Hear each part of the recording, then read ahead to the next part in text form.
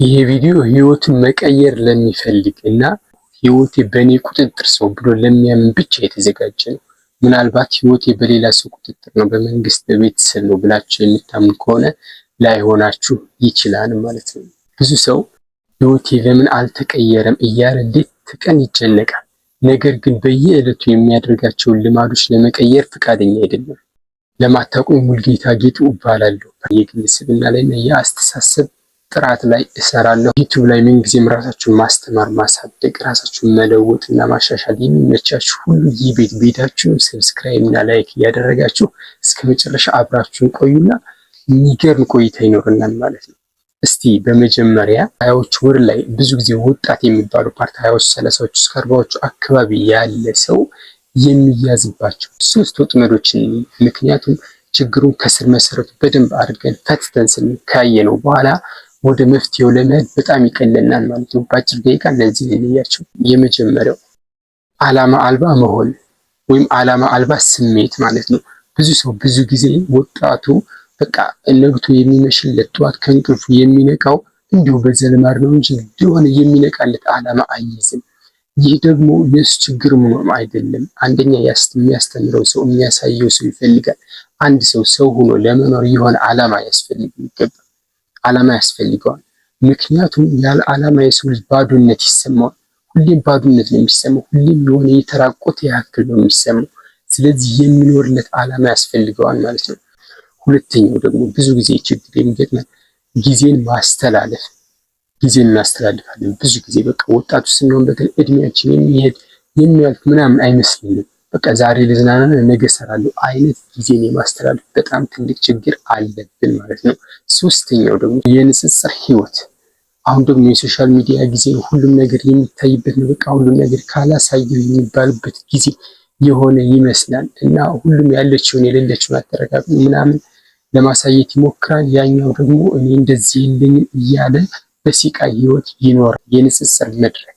እነዚህ ሶስት ወጥመዶች አሉ። እነዚህ እንዴት ሰብረን ወጥተን ከዛ ደግሞ ህይወታችን እንዴት በትክክል መቀየር እንችላለን ወደሚለው ደግሞ ህይወታችንን ለመቀየር 5 መሰረታዊ ፕሪንሲፕሎች ወይም ደግሞ መርሆች እንመለከታለን። ህይወትን ለመቀየር የመጀመሪያው ማድረግ ያለብን ነገር ግልጽ የህይወት ዓላማና እቅድ ይኑረን። ብዙ ጊዜ ሰው የሚቸገረው ግልጽ የሆነ የህይወት ዓላማ እቅድ ራዕይ የለውም ብለን ነበር። አሁን ደግሞ ይሄን በማድረግ ጀምር ማለት ነው። ጠዋት ከእንቅልፍ ስትነቃ ምንድነው የሚያነቃ? ለምንድን ብለህ ነው ይሄ ጉዳይ አለኝ ይሄንን ነገር ማድረግ አለብኝ ብለህ የምትነቃለት ጉዳይ ማለት ነው። አሁን ምናልባት ስራ ላይኖር ይችላል። አሁን ምናልባት የተጨበጠ ነገር ላይኖር ይችላል። ብዙ ነገር ልትቸገር ሊያስቸግርህ ምናምን ይችላል። ነገር ግን በቃ አንድ ራዕይና እቅድ ይኖራል። የዛሬ 2 ዓመት የዛሬ 3 ዓመት እዚህ መድረስ እፈልጋለሁ የሚል ራዕይ፣ እዚህ ለመድረስ ደግሞ ይሄን አደርጋለሁ የሚል ግልጽ እቅድ አስቀምጥ።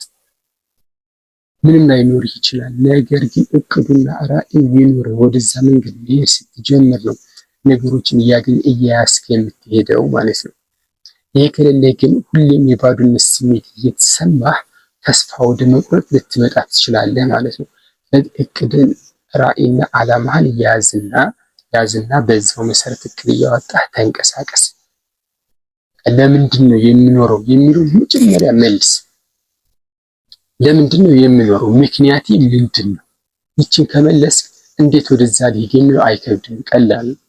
አንድ ታዋቂ ደራሲ ይላል ለምን የሚለውን ጥያቄ መለስ እንዴት የሚለው አይከብደውም። እንዴት የሚለው በቃ ብዙ ሰዎች ሄደውበታል፣ መንገዱን ያሳዩሃል፣ ትጠይቃለህ፣ እየወደቅህ እየተነሳህ ታገኘዋለህ። ነገር ግን ለምን የምትለው ለምን እኖራለሁ፣ ለምን ይሄን እሰራለሁ፣ ለምን ይሄን አደርጋለሁ፣ ለምን የምትለውን ጥያቄ መጀመሪያ መልሳት ማለት ነው። ይችን ከመለስክ በጣም አሪፍ ይሆናል። ግልጽ የህይወት እቅድ እና ራዕይ ከያዝክ ወደ ሁለተኛው ደግሞ እንሸጋገር። ስነ ስርዓትን ራስ ላይ ገንባ ወይም ደግሞ ማስተር ሰልፍ ዲሲፕሊን። ሁለተኛው በቃ በስነ ስርዓት ተንቀሳቀስ ነው። የሰው ልጅ እስከሆንክ ድረስ የሚያስብ የሚያመዛዝን አእምሮ አለ። ስለዚህ እሱን ተጠቀምበት። ዝም ብሎ አሁን እንደ ሌሎች እንስሳት መስራት ምናምን መተኛ አይነት መሆን የለበትም። ይሄ ከሆነ የምንሄድበትን ነገር የምንሰራውን ነገር አንፈጽመውም፣ አናቀውም። ምን መሆን አለበት? በስነ ስርዓት መንቀሳቀስ፣ ሰልፍ ዲሲፕሊን ወይም ደግሞ ስነ ስርዓት መገንባት ያስፈልጋል ማለት ነው። ደስ ይለኝ እሰራዋለሁ፣ ደስ ካላለኝ አቆመዋለሁ አይነት ነገር በጭራሽ አያዛልቅም። በቃ ህይወትን በጣም የሚጎዳው ይህ ነው። በስነ ስርዓትና በዲሲፕሊን መንቀሳቀስ እጅግ በጣም ወሳኝ ነው። ህይወቱን መቀየርና ማደግ የሚፈልግ ሰው በስነ ስርዓት ነው መንቀሳቀስ ያለበት። ከጠዋት ከእንቅልፉ ከነቃባት ሰዓት ጀምሮ እስከ ማታ እስከሚተኛባት ሰዓት ድረስ እያንዳንዷ ሰዓት እቅድ ወጥታ ከዚህ እስከዚህ ሰዓት ይሄን ነገር ከዚህ ሰዓት ስፖርት፣ ንባብ፣ ማሰብ፣ ስራ፣ ምሳ ያለ እያንዳንዷን በሰዓት አስፍሮ ያችን ደግሞ ያለ መታከት፣ ያለ መስነፍ፣ ያለ መዝረክረክ በስርዓት ቁጭ አድርጎ መፈጸም አለበት። እንደዛ ስታደርግ ነው ህይወትህ እየተስተካከለ ሸፑን እየያዘ መንገዱን እየያዘ ይመጣል። ሶስተኛው ህይወትን መቀየር የምትፈልግ ከሆነ በየቀኑ ራስን አሳድግ። በቃ ይሄ በጣም ወሳኝ ነገር ነው። የሰው ልጅ ከሆነ ሁሌ መማር አለበት። ሁሌ የማይማር ሰው በየአመቱ 20% እውቀቱን እንደውም የነበረውን ያጣዋል ይባላል። በየዕለቷ በየቀኑ ራሳችን ማሳደግ በቃ ለአንድ ሰዓት ሊሆን ይችላል፣ ለሁለት ሰዓት ማንበብ፣ በየቀኑ አዳዲስ ትምህርቶችን መውሰድ፣ አዳዲስ ስልጠናዎችን መከታተል፣ ትምህርት ማስተማር፣ ከታናሾችም ከታላላቆችም ራስን ማስተማር። ራስ ላይ እየሰራ በሄድክ ቁጥር አንተ የማትገመት ሰው ነው የምትሆነው። እዚህ ስትሆን እዛ ደርሳል፣ እዚህ ስትሆን እዛ። በቃ ማለት በጣም ነው የምትፈጥነው። እድገት በጣም የሚፈጥነው ሁሉም ነገር በእውቀት የተመሰረተ ነው። እየበሰልክ ነው። ለዚህ ህይወት በቃ አንተ የማትመጥን ሰው ትሆናለህ። ከዛ ከፍ ትላለህ። ራስን ባሳደግ ቁጥር ከፍ እያልክ አይደለም የምትፈልገው ህይወት ላይ ከዛ በላይ የሆነ ነገር ማሳካት ትችላለህ። አይደለም ራስን መቀየር ዓለምን መቀየር ትችላለህ። ራስህ ላይ ስትሰራ ማለት በየቀኑ አዲስ ነገር ማወቅ፣ በየቀኑ መማር፣ በየቀኑ ራስን ማሻሻል፣ በየቀኑ ራስን ማሳደግ በቃ ይሄ ውሳኔና የማይቀረው ፓርት ነው።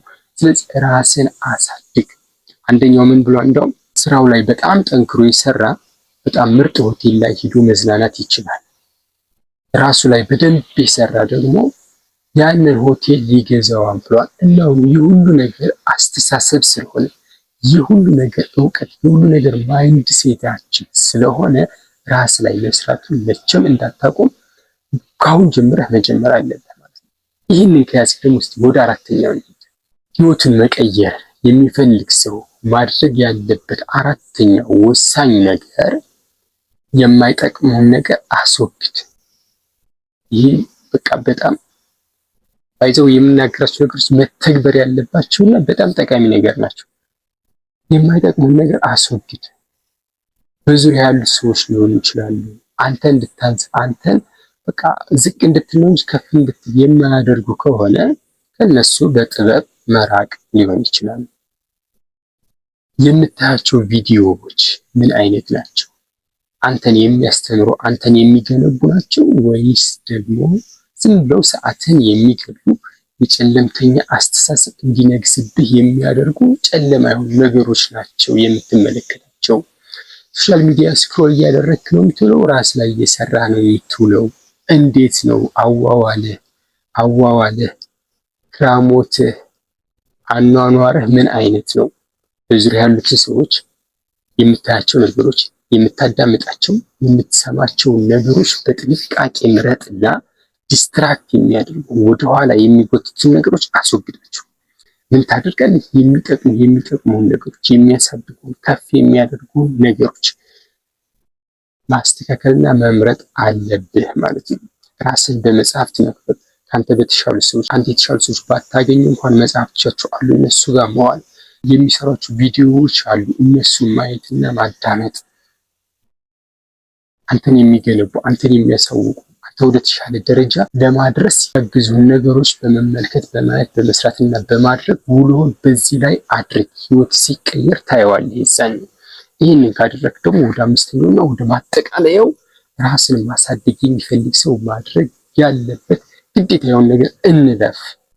አምስተኛው ደግሞ መንፈሳዊ መረጋጋትንና ሰብአዊ እሴትን ማዕከል አድርግ። ብዙዎችን ላልሆን ይችላል ግን ወሳኙ ነገር ነው። እውነተኛ ስኬት ላይ የደረሱ ሰዎች ይህን ይዘው ነው ስኬት ላይ የሚደርሱት። እውነተኛ ስኬት ማለት የውስጥ ሰላም ነው፣ ሌላ አይደለም። ይህ በአንዳንድ ነገሮች በችኮላ በማጭበርበር አይነት ነገሮች የሚመጣ ነገር ገንዘብም አይደለም፣ የውስጥ ሰላም የለውም። ከምንም በላይ የውስጥ ሰላም መጀመሪያ አጽና፣ ጠብቀው፣ ከፈጣሪ ጋር ተገናኝ፣ እሱ በሚል መንገድ ሂድ፣ የእሱን ትእዛዝ አክብር፣ እሱን ውደደው፣ ከእሱ ጋር እንደ ልጅ ሁነህ ኑር።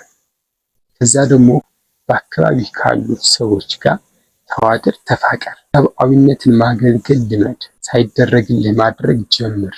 ለራስ ታማኝ ሁን፣ ቅን ሁን፣ ክፉ አታስብ፣ መልካም ሰው ሁን። የውስጥ ሰላምህን ታገኛለህ። ፈጣሪ የተቋረጠ እርዳታን ታገኛለህ። በመንፈስ ትጠነክራለህ። በመንፈሱ የጠነከረ ሰው ደግሞ ምንም አይነት ፈተናዎች ተስፋ አያስቆርጡትም ማለት ነው። ስለዚህ ተስፋ የማይቆርጥ ሰው ደግሞ ለዘላቂ ውጤትና ስኬት ይደርሳል። ስለዚህ ይህን ነገር ማዕከል አድርግ። የህይወት ማዕከል፣ የማትደራደርበት የህይወትህ ማዕከል አድርገው። ይህን ነገር ስታደርግ የስኬቶች ሁሉ ንጉስ፣ የስኬቶች ሁሉ መሰረትን ያዝከው ማለት ነው። እና እነዚህን አምስቱ ነገሮች ዛሬውን በመጀመር እናንተ የምትመለከቱ በእርግጠኝነት ህይወቴን በራሴ ኃላፊነት መቀየር እችላለሁ፣ ማንም አያስቆመኝም ብላችሁ በጣም በከፍተኛ በራስ መተማመን በከፍተኛ ራስን በመቀበል እና በትክክለኛ መንገድ ላይ እንዳላችሁ ይታየኛል። ስለዚህ ዛሬውን በመተግበር ህይወታችሁ ሙሉ በሙሉ ለመቀየር ህይወታችሁን ሽፍት ለማድረግ ተነሱ። ዛሬውን በመጀመር በሰፊ ዲሲፕሊን ስነ ስርዓት ባለው ህይወት እያንዳንዷን ነገር እየተገበራችሁ እለፉ። እርግጠኛ ነኝ ከትንሽ ጊዜ በኋላ ህይወታችሁ እየተቀየረ እየሰመረ ወደምትፈልጉት አቅጣጫና ዳይሬክሽን እየመጣችሁ ትሄዳላችሁ ማለት ነው። ይሄ ነው እንግዲህ ሚስጥሩ። ህይወትን መቀየር ማለት ዝም ብሎ በምኞት መኖር አይደለም። ማድረግ ያለብን ነገር በየቀኑ ማድረግ፣ በጽናት መወጣትና መቀጠል ማለት ነው ህይወትን መቀየር ማለት። ህይወትን መቀየር ዝም ብሎ በአንድ የሚመጣ ነገር አይደለም። ጽናትን ይጠይቃል፣ ቁርጠኝነትን ይጠይቃል፣ ድፍረትን፣ ጀግንነትን ይጠይቃል፣ ራስን መግዛት ይጠይቃል። ይህን እንደምታደርጉ ደግሞ አልጠራጠርም። ምክንያቱም እንደዚህ ቪዲዮ ራሱ ስታዩ ራሳችሁን ለመቀየር በጣም የቆረጣችሁ የተነሳሳችሁ ሰዎች እንደሆናችሁ የሚያሳይ ነገር ስለሆነ ማለት ነው። ሀሳብ አስተያየታችሁን ኮሜንት ላይ አሳውቁኝ።